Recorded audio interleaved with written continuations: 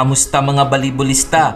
Magkaroon pa ng do or die game ang UST Golden Spikers matapos patawbin ng Ifio Tamaraws na may twice to beat advantage 25-23, 25-19, 28-26. Best player of the game si Sherwin Umandal matapos nagtala ng 14 points mula sa 14 attacks.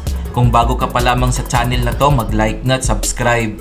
Para naman sa Women's Division, pasok na sa finals ang UST Golden Tigresses matapos talunin ng Dili Solid Spikers 25-20, 16-25, 25-20, 19-25, 15-7. Best player of the game si Angeline Poyos matapos umakot ng 28 points mula sa 25 attacks, 1 block at 2 aces na may kasamang 6 excellent digs at 9 excellent receptions.